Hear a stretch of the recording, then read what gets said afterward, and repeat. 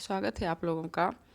आज का वीडियो शुरू करने से पहले बता देते हैं कि ये डीएलएड चतुर्थ सेमेस्टर के पेपर नंबर 2 शैक्षिक प्रशासन एवं प्रबंधन से संबंधित लघुत्तरीय प्रश्न का पार्ट 2 है। ठीक है, तो कुछ प्रश्न हम बता चुके हैं। आज दूसरे पार्ट में कुछ महत्वपूर्ण प्रश्न जो पिछले वर्षों में पूछे गए हैं उसे हम देखेंगे। अब देखिए, इसमें क्वेश्चन नंबर 1 है, विद्यालय में पाठ्य सहगामी क्रियाकलापों में छात्र छात्राओं को क्या क्या लाभ होता है। 2021 में आया है, विद्यालय में आयोजित किए जाने वाले किन्हीं 4 पाठ्य सहगामी क्रियाओं का वर्णन करते हुए उनका उल्लेख करिए। पाठ्य सहगामी क्रियाओं का बालक के विकास में क्या उपयोगी है, स्पष्ट कीजिए। पाठ्य सहगामी क्रियाओं का आयोजन क्यों आवश्यक है, बिंदुवार विवरण दीजिए। अभी 2016, 17, 18, 19, 20 और 21 20 में नहीं 21 यानी 4-5 साल तक आया हुआ है, तो इसे आप अच्छे से तैयार करिएगा। देखते हैं क्या है पाठ्य सहगामी क्रियाकलाप। पाठ्य सहगामी क्रियाकलाप के अंतर्गत खेल, वाद विवाद, गीत, कविता और भाषण, पिकनिक व शैक्षिक भ्रमण, अभिरुचि प्रदर्शनी इसके अंदर सम्मिलित होते हैं। देखते हैं, विद्यालय के अंदर चलने वाली प्रत्येक क्रिया जिनसे विद्यार्थियों को महत्वपूर्ण अनुभव प्राप्त होते हैं वे विद्यालय के अंदर हो या बाहर हो पाठ्यक्रम का ही महत्वपूर्ण अंग हैं।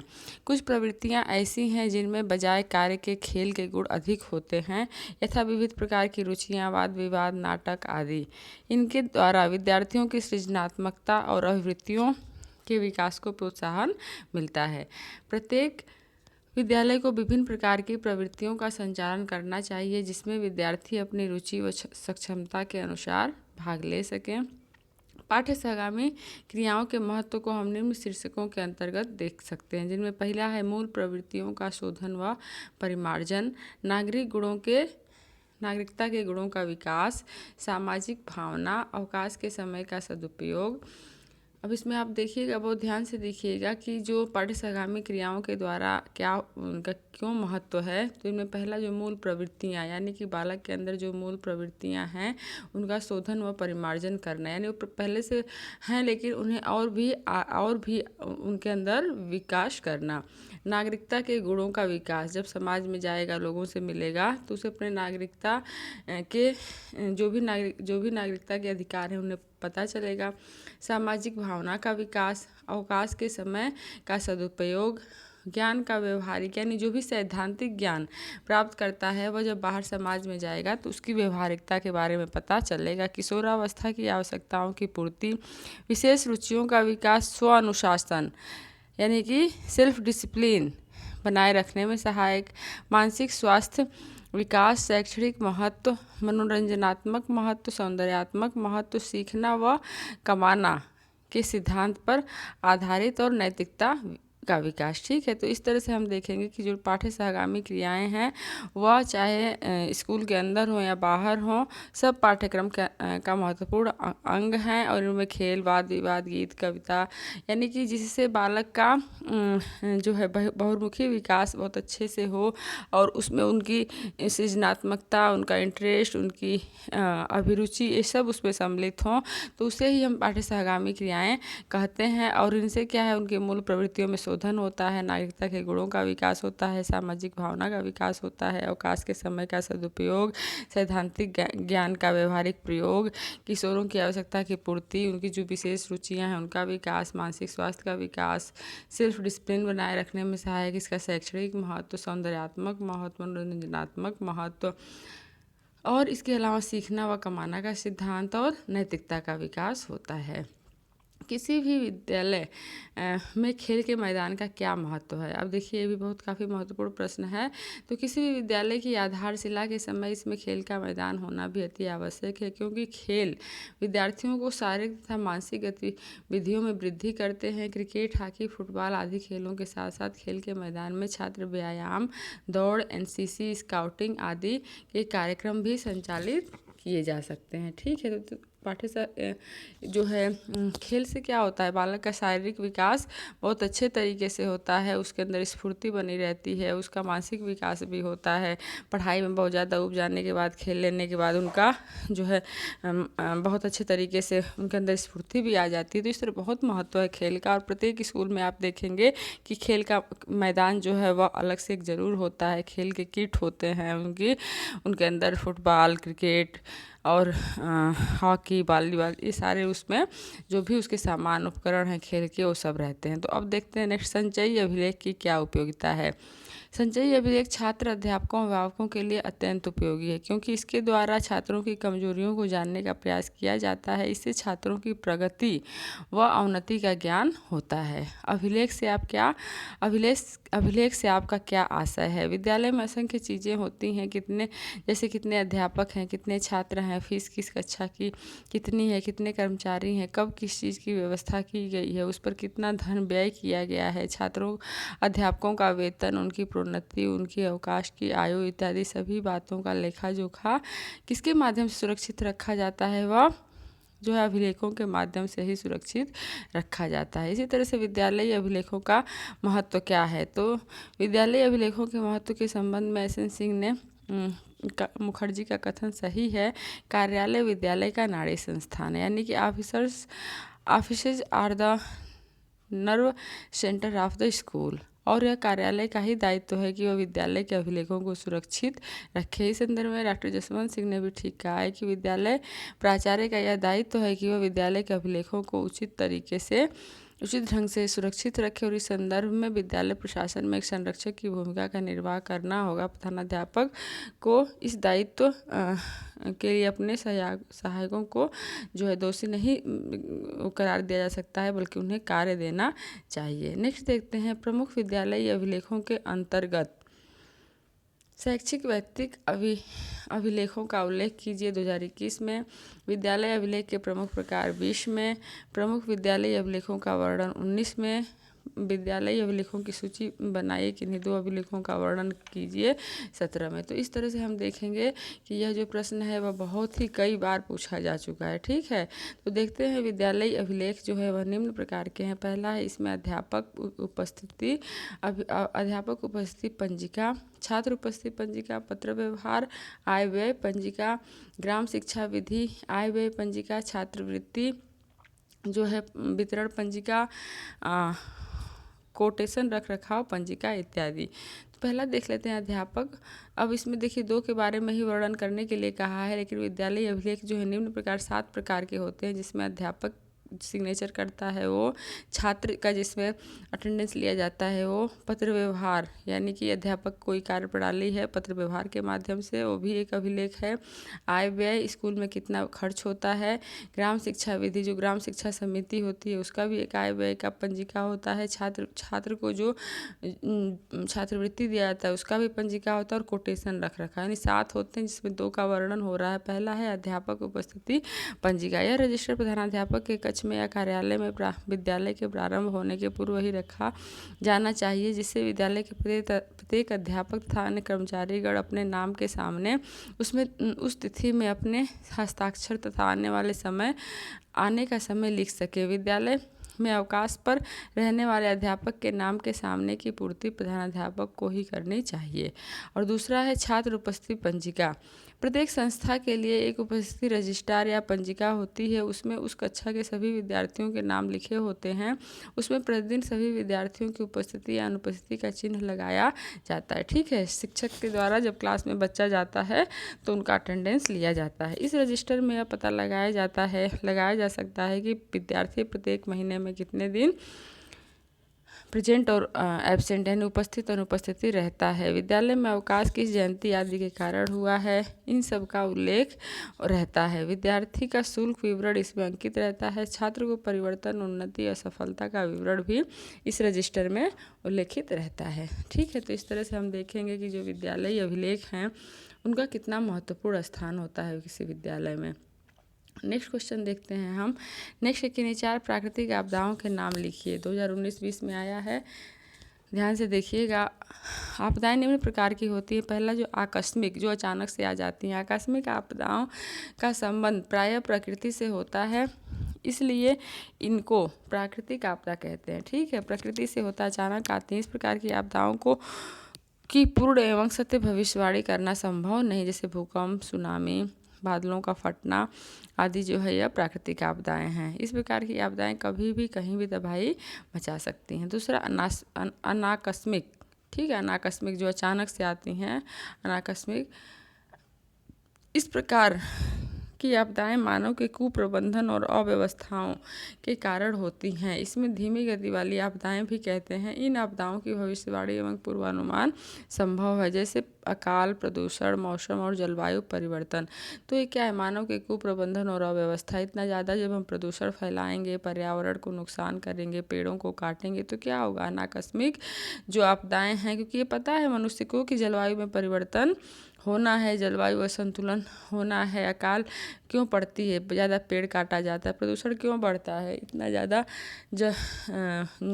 ज़्यादा जो वायु प्रदूषण है, जल प्रदूषण है, ध्वनि प्रदूषण, इन सब के माध्यम से प्रदूषण जो है वह बढ़ रहा है। तो इस तरह से यह अनाकस्मिक आपदाएं हैं जिनका पूर्वानुमान संभव है। महामारी एवं जैविक आपदाएं, किसी भी विशेष अवधि में जल, भोजन, वायु, स्पर्श द्वारा फैलने वाले संक्रामक रोग इस प्रकार की आपदाओं के अंतर्गत आते हैं, जैसे प्लेग, हैजा, एड्स आदि। सामाजिक आपदाएं, मानव जनित ऐसी आपदाएं जो मानव के कुप्रबंधनों के कारण समाज एवं समुदाय को संकट में डाल देती हैं। सामाजिक आपदाएं जैसे आतंकवाद, ठीक है। अब देखिए, आतंकवाद है, नाभिकीय दुर्घटना, अग्निकांड, जनसंख्या विस्फोट, ये सब सामाजिक आपदाएं हैं जिसके लिए मनुष्य स्वयं जिम्मेदार है और उस कृत्य में उसका स्वयं का योगदान होता है। जैसे आतंकवाद है, अब किसी भी अगर देश में, समाज में शांति चाहिए तो इससे आदमी दूर रहना चाहेगा। नाभिकीय दुर्घटना है, क्या है ये, आजकल अपने शक्ति का प्रदर्शन करने के लिए जो न्यूक्लियर इतने सारे जो घटनाएं हो रही हैं या लोग अपने को शक्तिशाली बनाने के लिए कर रहे हैं। अग्निकांड, अचानक से कहीं आग लग जाए। बढ़ती हुई जो जनसंख्या है, ये क्या है, जनसंख्या विस्फोट ही तो है। प्राकृतिक संसाधनों पर बोझ बढ़ता जा रहा है, तो इससे क्या होगा, ये सारी जो सामाजिक आपदाओं के अंतर्गत आती है। तो इस तरह से किन्हीं 4 अगर प्राकृतिक आपदाओं के नाम पूछा जाता है तो आप उनमें आकस्मिक आपदाएं, अनाकस्मिक आपदाएं, महामारी एवं जैविक आपदाएं, सामाजिक आपदाएं ये आएंगी, ठीक है। लेकिन मुख्यतः जो प्राकृतिक आपदाएं हैं वो आकस्मिक आपदाएं ही होती हैं। तो इस तरह से अब नेक्स्ट पे चलते हैं हम। आपदा प्रबंधन से क्या तात्पर्य, 2019 में प्रश्न आया हुआ है। देखते हैं आपदा प्रबंधन। आपदा प्रबंधन में निवारक और संरक्षी उपाय, तैयारी तथा मानवों पर आपदा के प्रभाव को कम करने के लिए राहत कार्यों की व्यवस्था तथा आपदा प्रवण क्षेत्रों के सामाजिक आर्थिक पक्ष सम्मिलित किए जाते हैं। राज्य स्तर पर आपदा प्रबंधन, राज्य स्तर पर आपदा प्रबंधन निम्न प्रकार के होते हैं। राज्य स्तर पर जो है बचाव, राहत और पुनर्वास विभाग, आपदा प्रबंधन विकास। जनपद स्तर पर जिलाधीश कार्यालय, खंड या क्षेत्र स्तर पर क्षेत्र समिति कार्यालय और ग्राम स्तर पर ग्राम की आपदा प्रबंधन समिति। अब देखते हैं आपदा राहत कार्य। प्राकृतिक आपदाओं का सामना करने का उत्तरदायित्व सरकारों का होता है। केंद्रीय सरकार का कार्य मानवीय तथा वित्तीय सहायता प्रदान करना होता है। राज्य प्रशासन पर मुख्यमंत्री अथवा मुख्य सचिव राज्य स्तर की आपदा प्रबंधन समिति का अध्यक्ष होता है। वह समस्त राहत कार्यों का संचालन और प्रबंधन करता है। राहत आयुक्त बचाव, राहत व पुनर्वास कार्यों का प्रबंधन होता है। आपदा के समय वह राज्य स्तर की आपदा प्रबंधन समिति के आदेश व निर्देश के अनुरूप कार्य करता है। कुछ राज्यों में वित्त सचिव इस कार्य का संचालन करते हैं। आपदाओं का प्रबंधन राज्य आपातकालीन योजना और कोष बना करके किया जाता है, ठीक है। राज्य स्तर पर, जनपद स्तर, खंड स्तर और ग्राम स्तर पर इसमें केंद्र की भी सहभागिता होती है, लेकिन जो प्रमुख कार्य है वह राज्य का ही होता है। केंद्र मानवीय और वित्तीय सहायता ही प्रदान करती है। नेक्स्ट चलते हैं, मीना मंच के उद्देश्य बताइए। 2020 में आया। मीना मंच का उद्देश्य बालिका शिक्षा के सर्वांगीण विकास से संबंधित है। इनमें मुख्यतः बालिकाओं को अपने विचार व्यक्त करने के लिए एक मंच की आवश्यकता होती है। मीना मंच के द्वारा बालिकाएं अपने विचार तथा सीमाएं व्यक्त कर सकती हैं। यही मीना मंच के गठन का मुख्य उद्देश्य है। दूसरा इसमें देखते हैं, मीना मंच का उद्देश्य बालिकाओं में नेतृत्व करने की क्षमता तथा एक दूसरे के अंदर सहयोग की भावना का विकास करना है।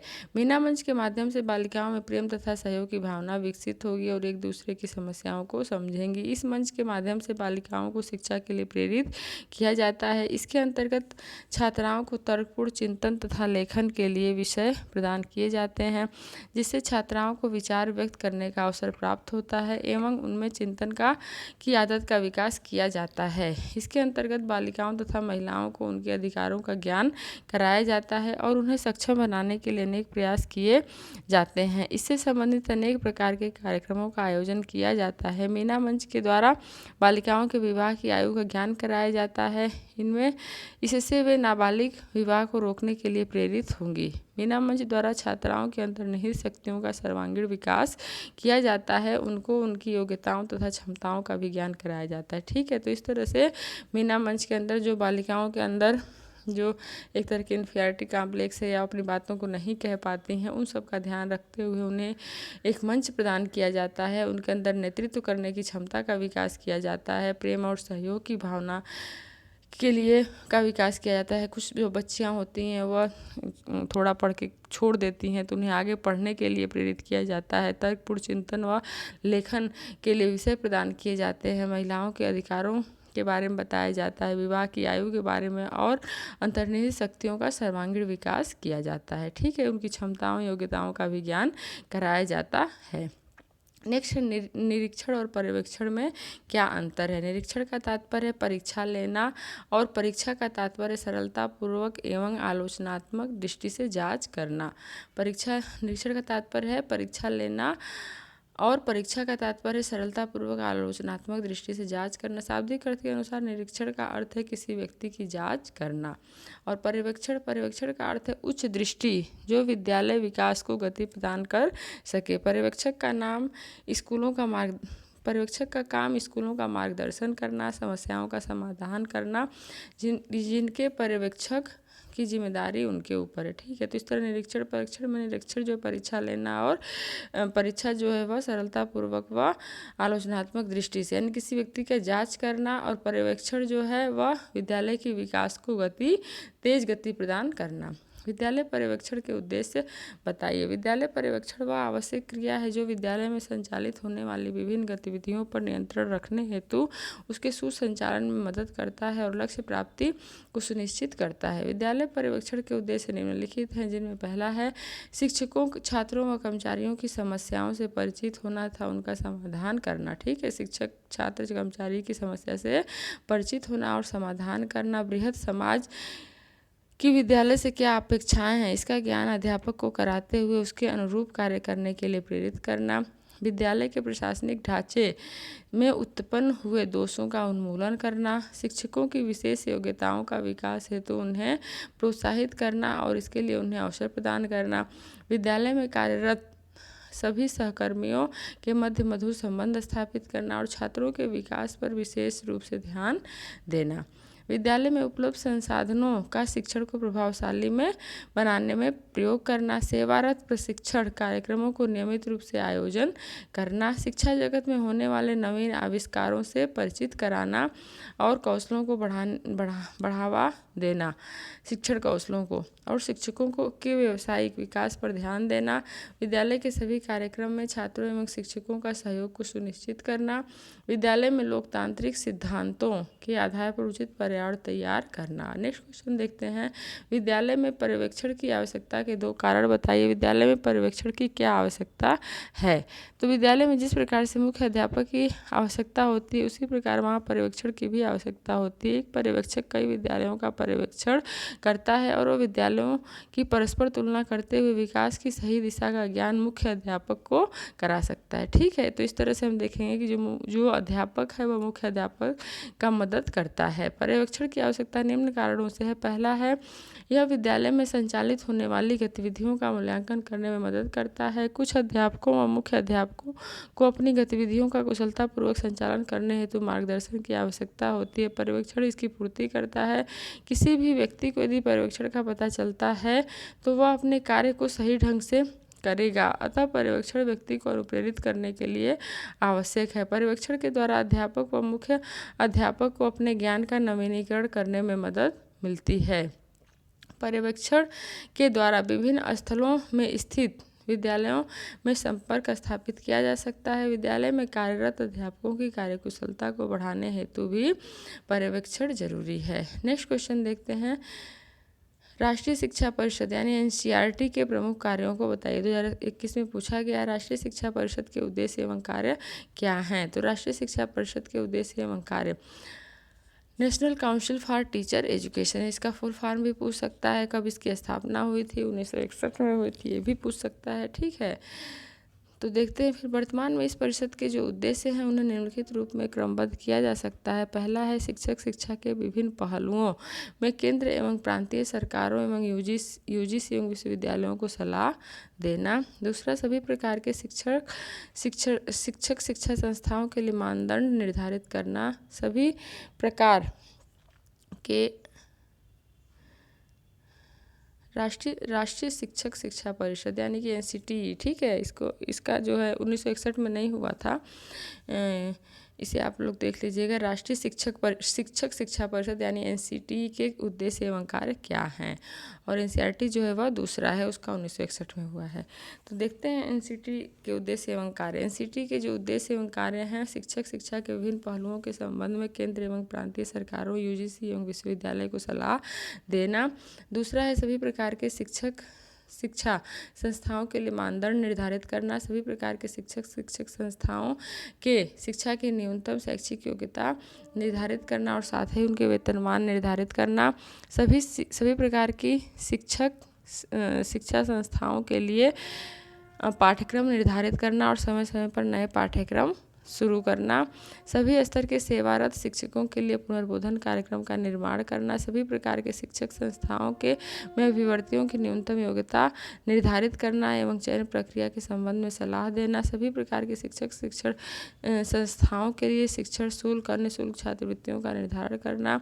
किसी भी प्रकार की नई शिक्षा संस्था को मान्यता देने से पहले उसका निरीक्षण और मानदंड पूरा करने पर मान्यता प्रदान करना। सभी प्रकार के शिक्षा संस्थाओं का समय समय पर निरीक्षण कराना और सुधार के लिए सुझाव देना, और घटिया किस्म के जो भी शिक्षण संस्थाएं हैं उन्हें समाप्त करने की संस्तुति देना, और शिक्षक शिक्षा से संबंधित सभी पक्षों का सर्वेक्षण और सर्वेक्षण का परिणाम प्रकाशित करना। तो इस तरह से हम देख लेंगे कि एनसीटी शिक्षक शिक्षा परिषद जो मुख्यतः यह केंद्र एवं प्रांतीय सरकारों यूजीसी को सलाह देती है। इसके अलावा यह शिक्षक शिक्षा संस्थाओं के लिए मानदंड निर्धारित करती है, शिक्षकों के लिए न्यूनतम योग्यता निर्धारित करती है, उनके वेतनमान निर्धारित करती है, शिक्षक शिक्षा संस्थाओं के लिए पाठ्यक्रम निर्धारित करती है, सेवारत शिक्षकों के लिए विभिन्न जो उनके प्रशिक्षण कार्यक्रम है उनका कार्य करती है, छात्रों की शिक्षक शिक्षा संस्थाओं में अभ्यर्थियों की न्यूनतम योग्यता और चयन प्रक्रिया के संबंध में सलाह देती है, सभी प्रकार के शिक्षक संस्थाओं के शुल्क और अन्य शुल्क छात्रवृत्तियों का निर्धारण करती है,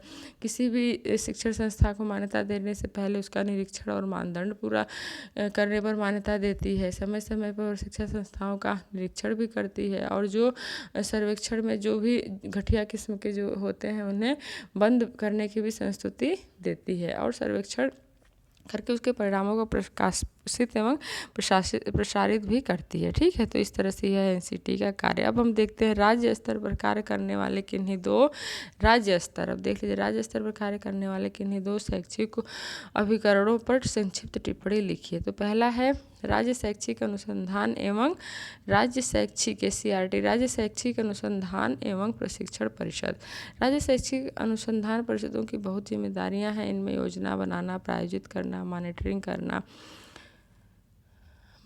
करना तथा समस्त स्तर के शिक्षकों, अनुदेशकों तथा शिक्षा से संबंधित अन्य कर्मचारियों की सेवाकालीन शिक्षण की आवश्यकताओं, परिवर्तित राष्ट्रीय लक्ष्य, स्कूल पाठ्यक्रमों में संशोधन करना, शिक्षण अध्ययन प्रणाली में अतिरिक्त निवेश करना तथा शिक्षकों की अपर्याप्त पृष्ठभूमि जैसे कई अन्य कार्यों में ध्यान रखना तथा अन्य स्थितियों में निरंतर सुधार के प्रयास करना है। राज्य शैक्षिक अनुसंधान परिषदें शिक्षकों को सेवाकालीन शिक्षा हेतु उचित सामग्री भी तैयार करती है तथा प्रमुख व्यक्तियों का अनुकूलन करती है और कार्यक्रम की मॉनिटरिंग तथा मूल्यांकन करती है। राज्य शैक्षिक अनुसंधान एससीईआरटी के प्रमुख कार्यों का वर्णन करिए। 2 बार पूछा जा चुका है, 2021 और 2018 में। ठीक है, तो देख लेते हैं राज्य शैक्षिक यानी कि एससीईआरटी के जो प्रमुख उद्देश्य हैं वे क्या हैं।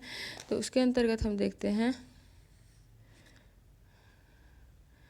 देखते हैं प्रारंभिक स्तरीय शिक्षकों के लिए सेवा पूर्व एवं सेवारत प्रशिक्षण कार्यक्रमों का आयोजन। दूसरा जो है वह है प्राथमिक एवं उच्च प्राथमिक स्तरों के लिए पाठ्यक्रम, पाठ्यपुस्तकों शिक्षक संदर्शिकाओं एवं उपयोगी साहित्य का विकास। नेक्स्ट है शोध सर्वेक्षण एवं नवाचार कार्यक्रमों का संचालन। उसके बाद है निजी संस्थाओं को BTC NIT प्रशिक्षण का पाठ्यक्रम हेतु संबद्धता प्रदान करना।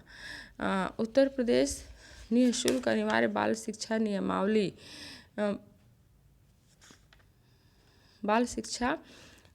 नियमावली 2021 के भाग 7 में धारा 29 के प्रयोजनार्थ शिक्षा के लिए पाठ्यक्रम एवं मूल्यांकन का निर्धारण।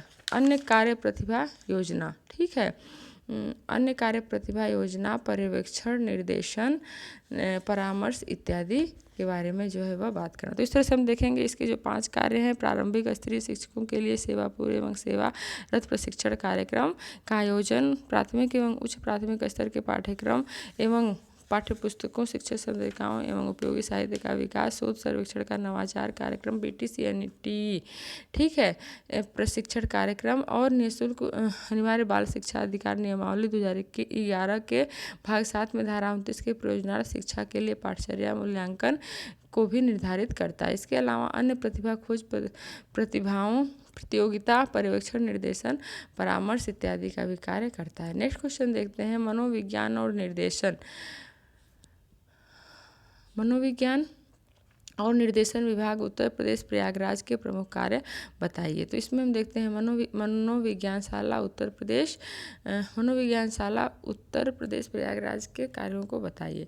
तो मनोविज्ञानशाला उत्तर प्रदेश स्थापना आचार्य नरेंद्र देव समिति की संस्तुति के आधार पर उत्तर प्रदेश शिक्षा विभाग के तत्वावधान में प्रयागराज में 1947 ईस्वी में की गई है। राज्य शैक्षिक अनुसंधान और यानी SCRT उत्तर प्रदेश की एक इकाई मनोविज्ञान और निर्देशन विभाग के रूप में कार्यरत है। ब्यूरो ऑफ साइकोलॉजी मनोविज्ञान प्रयागराज में निर्देशक के रूप में प्रांतीय शिक्षा सेवा संवर्ग का अधिकारी होता है तथा सहायता व कार्य संचालन हेतु सहायक मनोवैज्ञानिक होते हैं, जो शिक्षा विभाग के प्रवक्ता स्तर के होते हैं, जिन्होंने मनोविज्ञान विषय में ख्याति प्राप्त की हो। मनोविज्ञान की स्थापना के कार्य विद्यालयों में शिक्षा प्राप्त करने वाले छात्रों को शैक्षिक, व्यावसायिक एवं व्यक्तिगत निर्देशन एवं परामर्श देना, शिक्षकों को मनोविज्ञान का प्रशिक्षण देकर बच्चों को समझाने की क्षमता का विकास करना, शिक्षा प्रयोगी मनोवैज्ञानिक प्रयोग व अनुसंधान करना, शिक्षक प्रशिक्षकों हेतु मनोवैज्ञानिक प्रशिक्षणों का आयोजन करना, सेवा योजकों का चयन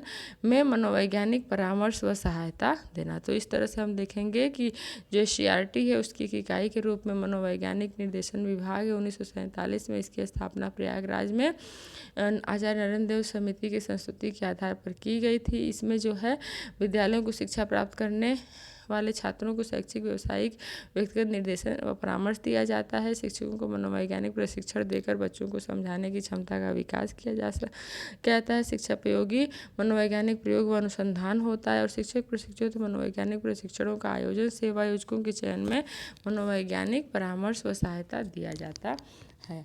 अब हम देखेंगे राज्य शिक्षा संस्थान के कार्यों को बताइए। राज्य शिक्षा संस्थान प्रारंभिक शिक्षा प्रयागराज। SCRT की स्थापना के पूर्व ही राज्य शिक्षा संस्थान का अस्तित्व था, लेकिन SCRT के प्रादुर्भाव के बीच उसी समय में विलय होकर के उसे एक अनुभाग के रूप में कार्य करता है। इसका मुख्यालय प्रयागराज है। संस्थान के प्रमुख कार्य, संस्थान के जो मुख्य कार्य हैं वह है शिक्षा एवं शिक्षण संबंधी शोध, उच्च प्राथमिक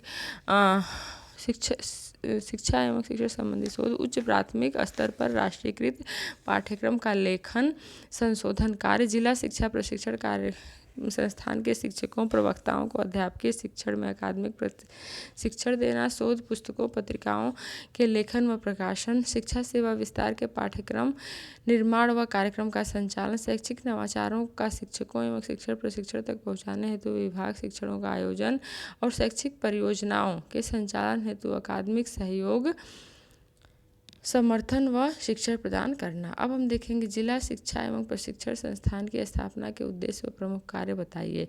राष्ट्रीय शिक्षा नीति 1986 के द्वारा निर्धारित रणनीति के आधार पर अक्टूबर 1987 में प्रत्येक जिला स्तर पर जिला शिक्षा एवं प्रशिक्षण संस्थान की स्थापना की गई, जिसका उद्देश्य शिक्षा का एक समान ढांचा तथा सभी के लिए शिक्षा तथा प्रगति के समान अवसर प्रदान करना था। इसके प्रमुख कार्यों में सेवा पूर्व प्रशिक्षण देना, सर्व शिक्षा अभियान में सहयोग तथा प्रशिक्षण की व्यवस्था करना और संदर्भ व्यक्तियों को प्रशिक्षित करना आता है, यानी डाइट। ठीक है, डाइट 1986 में इसकी स्थापना हुई थी। इसके जो प्रमुख कार्य हैं वह है सेवा पूर्व प्रशिक्षण देना, सर्व शिक्षा अभियान में सहयोग और प्रशिक्षण की व्यवस्था करना और संदर्भ व्यक्तियों को प्रशिक्षित करना। अब देखते हैं जिला शिक्षा प्रशिक्षण संस्थान यानी डाइट के किन्हीं 2 विभागों का उल्लेख करिए। तो जिला शिक्षा प्रशिक्षण संस्थान के विभिन्न विभाग हैं। डाइट के 7 विभाग हैं जो निम्न हैं। पहला है इनमें सेवा पूर्व शिक्षण प्रशिक्षण विभाग, कार्यानुभव विभाग, जिला शिक्षा संस्थान विभाग, सेवा कार्यक्रम क्षेत्रीय संपर्क विभाग तथा प्रवर्तन समन्वय विभाग, पाठ्यक्रम सामग्री विकास का मूल्यांकन विभाग और शैक्षिक तकनीकी विभाग, नियोजन एवं प्रबंधन। 7 विभाग में देख लीजिए। सेवा पूर्व शिक्षक प्रशिक्षण, कार्यानुभव जिला संस्थान इकाई, सेवारत कार्यक्रम क्षेत्रीय संपर्क एवं प्रवर्तन विभाग, पाठ्यक्रमी सहगामी पाठ्यक्रम सामग्री विकास एवं मूल्यांकन विभाग और शैक्षिक तकनीकी विभाग, नियोजन एवं प्रबंधन विभाग इत्यादि सम्मिलित हैं। जिला शिक्षा एवं प्रशिक्षण संस्थान के प्रमुख कार्य बताइए। 2021 में आया है फंक्शंस ऑफ डाइट, यानी इसके प्रमुख कार्य निम्न है। पहला है सेवा पूर्व प्रशिक्षण देना, संदर्भ व्यक्तियों को प्रशिक्षित करना जो उसमें लगे हुए हैं, सेवारत प्रशिक्षण की व्यवस्था करना जो सेवा में है उनके लिए प्रशिक्षण की व्यवस्था, ब्लॉक संसाधन केंद्रों BRC को शैक्षिक सहयोग प्रदान करना, न्याय पंचायत संसाधन केंद्रों को शैक्षिक सहयोग प्रदान करना, विद्यालयों के प्राध्यापकों के लिए संस्थागत नियोजन और प्रबंधन का कार्यक्रम संचालित करना, स्थानीय आवश्यकतानुसार पाठ्यक्रम निर्माण, शिक्षण अधिगम सामग्री का निर्माण, परीक्षण, मूल्यांकन आदि के विकास हेतु कार्यशालाओं एवं विचार गोष्ठियों का आयोजन करना, सर्व शिक्षा अभियान को सफल बनाने में सहयोग करना तथा प्रशिक्षण की व्यवस्था करना। तो ये सब क्या है, डाइट के कार्य हैं। ठीक है, अब इसमें आप समझिए BTC कराना सेवा पूर्व प्रशिक्षण है। अब BTC करने शिक्षक बनने के बाद से जो प्रशिक्षण देना, अब जो उसमें लगे हुए व्यक्ति हैं जो शिक्षक हैं उनको भी प्रशिक्षित करना, BRC को सहयोग देना, NRC को सहयोग देना, विद्यालय के प्रधानाध्यापकों के लिए संस्थागत नियोजन और प्रबंधन का कार्यक्रम संचालित करना, स्थानीय जो आवश्यकता अनुसार पाठ्यक्रम निर्माण है, शिक्षण अधिगम सामग्री है, परीक्षण मूल्यांकन है, उसके लिए जो है वर्कशॉप और कॉन्फ्रेंस, ये सब सेमिनार इसका आयोजन करना, सर्व शिक्षा अभियान को सफल बनाने के लिए सहयोग और प्रशिक्षण की व्यवस्था करना। अब नेक्स्ट देखते हैं NRC यानी कि न्याय पंचायत संदर्भ केंद्र के दायित्व लिखिए। तो न्याय पंचायत संदर्भ केंद्र के दायित्व में पहला है इनमें न्याय पंचायत के सभी स्कूलों में कम से कम 2 बार प्रभावी अध्यापक द्वारा पर्यवेक्षण एवं निरीक्षण का कार्य किया जाए। ठीक है, निरीक्षण और पर्यवेक्षण का कार्य करना। दूसरा, केंद्र पंचायत स्तर पर शैक्षिक एवं शिक्षणेतर कार्यानुभव गतिविधियों का केंद्र होगा। यह ब्लॉक संसाधन केंद्रों को अधिक प्रभावी बनाने हेतु इसके द्वारा प्रदत्त प्रशिक्षण एवं विद्यालयों प्रभावकारिता का निरीक्षण करने हेतु सहयोग एवं सुझाव प्रदान करेगा। यह शिक्षकों के लिए कार्यशालाओं व गोष्ठियों का भी आयोजन करेगा। नेक्स्ट क्वेश्चन देखते हैं, बेसिक शिक्षा परिषद के किन्हीं 2 कार्य को बताइए। बेसिक शिक्षा परिषद उत्तर प्रदेश का संबंध 8वीं कक्षा तक दी जाने वाली शिक्षा से है। बेसिक शिक्षा परिषद का कार्य बेसिक शिक्षा का गठन करना, अध्यापकों की व्यवस्था करना, बेसिक शिक्षा व्यवस्था का नियंत्रण करना, शैक्षिक कार्यक्रमों को प्रभावी क्रियान्वयन करना आदि शामिल है। बेसिक शिक्षा परिषद के गठन के पश्चात प्राइवेट तथा परिषदीय विद्यालयों के कक्षा 1 से 8 तक के पाठ्यक्रम, पाठ्यपुस्तकें और परीक्षा प्रणाली को निर्धारित परिषद द्वारा ही किया जाता है। इसके महत्वपूर्ण कार्य हैं। पहला जो है वह जूनियर हाई स्कूल और बेसिक प्रशिक्षण प्रमाण पत्र प्रदान करना, शिक्षक प्रशिक्षण की व्यवस्था करना, बेसिक स्कूलों, नॉर्मल स्कूलों बेसिक प्रशिक्षण प्रमाण पत्र, राज्य शिक्षा संस्थान आदि का पर्यवेक्षण करना तथा उन पर नियंत्रण रखना। राज्य सरकार से अनुदान, आर्थिक सहायता तथा ऋण प्राप्त करना, शैक्षिक स्तरोन्नयन और जिला एवं नगरीय बेसिक शिक्षा समितियों द्वारा स्थापित संस्थाओं के लिए स्तर मापन निर्धारण करना। नेक्स्ट, खंड शिक्षा अधिकारी। खंड शिक्षा अधिकारी वास्तव में जिला स्तर पर जिला बेसिक शिक्षा अधिकारी को जो भूमिका है वही विकास खंड स्तर या पर खंड शिक्षा अधिकारी को भी वहन करनी पड़ती है। इस प्रकार उसकी भूमिका को हम निम्न प्रकार से देख सकते हैं। पहला जो है शिक्षकों की शैक्षिक समस्या का निवारण करना। ठीक है, जो खंड शिक्षा अधिकारी हैं उनका पहला कार्य है। ये भी खंड शिक्षा अधिकारी भी बेसिक शिक्षा अधिकारी जैसे ही होते हैं, वो एक तरह से उनके कार्य में सहायता प्रदान करते हैं। तो शिक्षकों की शैक्षिक समस्या को इन संस्थानों तक पहुंचाना, यानी बेसिक शिक्षा अधिकारी तक। बेसिक शिक्षा अधिकारी के लिए एक तरह से कार्य करते हैं। दूसरा है इन संस्थानों से प्राप्त सूचनाओं को शिक्षक तक पहुंचाने की, यानी बेसिक जो शिक्षा कार्यालय है वहाँ से प्राप्त सूचनाओं को शिक्षक तक, यानी शिक्षकों की जो समस्याओं की सूचना है बेसिक कार्यालय तक पहुंचाना और बेसिक कार्यालय की सूचनाओं को शिक्षक तक पहुंचाना। क्षेत्र के परिश्रमी कुशल शिक्षकों की सूचना NPRC तथा BRC को देना, ताकि उनकी अध्यापकों की क्षमता और योग्यता का उपयोग आवश्यकता पड़ने पर संदर्भ व्यक्ति के रूप में किसी वर्कशॉप या कॉन्फ्रेंस हो या कोई प्रशिक्षण कार्यक्रम हो, उसमें उस व्यक्ति का सहयोग लिया जा सके। समेकित शिक्षा क्या है? इस संदर्भ में जिला समन्वय के प्रमुख उद्देश्य बताइए। 2016 में पूछा गया। समेकित शिक्षा एक ऐसी शिक्षा जिसके तहत निःशक्त बालक बालिकाओं की शिक्षा सामान्य बालकों की तरह ही पूर्ण की जाए, इसे समेकित शिक्षा कहा जाता है। जिला समन्वय की भूमिका। जिला समन्वय की विद्यालय प्रबंधन में अहम भूमिका होती है। वह विद्यालय का पर्यवेक्षण करके विद्यालय प्रबंधन व्यवस्था हेतु उपयुक्त सुझाव प्रदान करता है। इसकी भूमिका को निम्नलिखित रूप में प्रस्तुत किया जा सकता है। पहला जो है जिला समन्वयक द्वारा ब्लॉक संसाधन केंद्रों का पर्यवेक्षण या निरीक्षण करना तथा उससे संबंधित सभी आंकड़े उच्च अधिकारियों को प्रस्तुत करना। यह शिक्षा की दृष्टि से पिछड़े विद्यार्थियों का पर्यवेक्षण करके उन्हें निर्देशित करता है। यह जिला स्तरीय प्रबंधन की योजनाओं को अपनी सक्रिय भूमिका निभाता है। वह ब्लॉक के सभी समन्वयकों की बैठक बुलाकर शिक्षण की नवीन प्रविधियों पर चर्चा करता है, जिससे शिक्षण जो है वह अधिगम प्रक्रिया जो प्रभावशाली उसे बनाया जा सके।